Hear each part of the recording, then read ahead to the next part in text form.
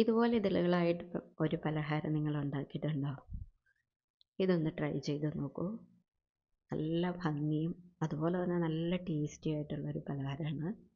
ഇത് ആദ്യം നമ്മൾ ഇതളുകളായിട്ട് ഉണ്ടാക്കിയെടുത്തതിന് ശേഷം നമ്മൾ എണ്ണയ്ക്കകത്തിട്ട് ഫ്രൈ ചെയ്തെടുക്കുന്നത്. ഇത് കാണുമ്പോൾ നിങ്ങൾക്ക് തോന്നും അയ്യോ വലിയ പാടാണെന്ന്. അതൊന്നുമില്ല, നല്ല ഭംഗിയായിട്ട് നമുക്ക് എളുപ്പത്തിൽ ഉണ്ടാക്കിയെടുക്കാൻ പറ്റും.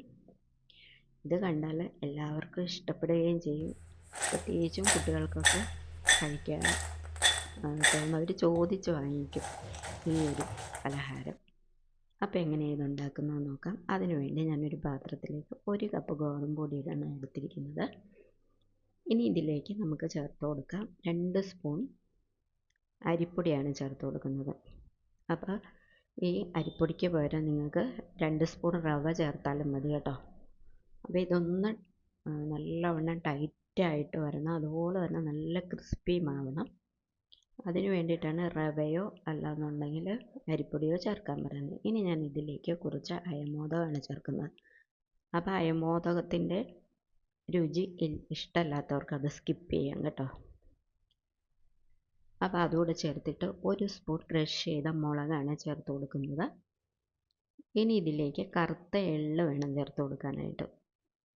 അപ്പം അതൊക്കെ ഉണ്ടെങ്കിൽ നമുക്ക് ചേർത്ത് കൊടുക്കാം കേട്ടോ. കറുത്ത എള്ളില്ല എന്നുണ്ടെങ്കിൽ വെളുത്ത എള്ളുണ്ടെങ്കിൽ അതാണെങ്കിലും ചേർത്ത് കൊടുക്കാം. അതുകൂടെ ചേർത്തിട്ട് ഇനി നമുക്കിതിലേക്ക് ഉപ്പ് വേണം ചേർത്ത് കൊടുക്കാനായിട്ട്. അപ്പോൾ ഇത് ഏകദേശം നമുക്കതിൻ്റെ കണക്കറിയാമല്ലോ. ആ ഒരു രീതിയിലുള്ള ഉപ്പും കൂടെ ചേർത്തിട്ട് ഇനി നമുക്ക് 1 സ്പൂൺ നെയ്യാണ് ഇതിലേക്ക് ചേർത്ത് കൊടുക്കുന്നത്. അതായത് നെയ്ക്ക് പകരം എണ്ണയാണേലും ചേർത്ത് കൊടുക്കാം.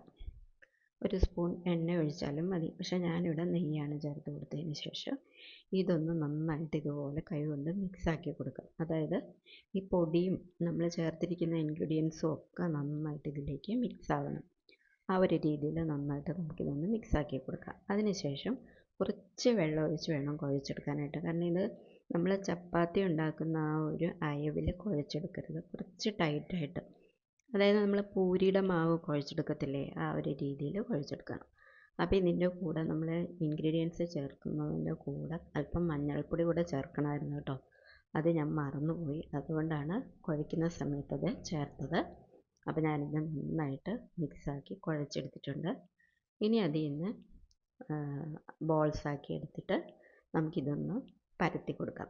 അപ്പോൾ ഇത് പരത്തി എടുക്കുമ്പോൾ ഒട്ടും പൊടി ചേർക്കാതെ വേണം നമ്മൾ പരത്തിയെടുക്കണം. അതുകൊണ്ടാണ് ഇതിനെ ടൈറ്റായിട്ട് കുഴയ്ക്കണമെന്ന് പറയുന്നത്. കാരണം ടൈറ്റായിട്ട് കുഴച്ചില്ല എന്നുണ്ടെങ്കിൽ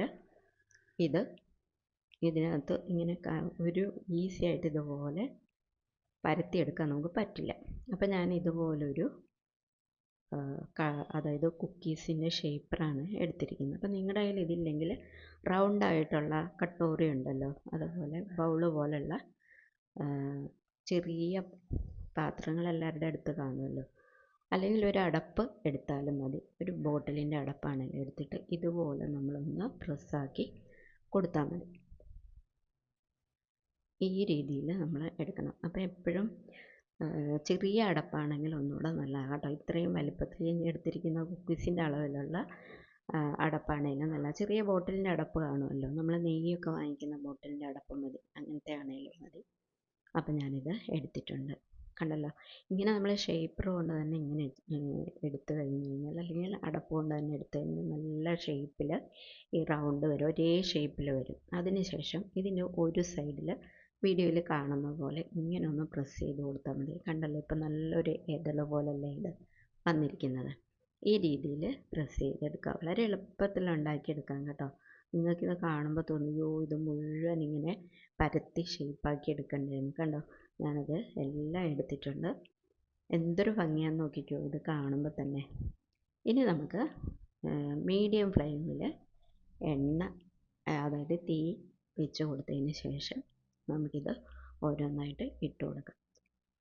ഞാൻ കുറച്ച് എണ്ണയാണ് എടുക്കുന്നത്. വേണമെന്നുണ്ടെങ്കിൽ ഇതിനകത്തേക്ക് നന്നായിട്ട് എണ്ണ വെച്ചിട്ട് ഇത് ഫുൾ ഒന്നിച്ചിട്ട് നമുക്ക് വറുത്തെടുക്കാം കേട്ടോ. പക്ഷേ എണ്ണ പിന്നെയും വേസ്റ്റ് ആകും, അതുകൊണ്ടാണ് ഞാൻ കുറച്ച് എണ്ണ ഒഴിച്ചിരിക്കുന്നത്. അപ്പോൾ അത് ഞാനത് ഇതുപോലെ വറുത്ത് എടുക്കുന്നുണ്ട്.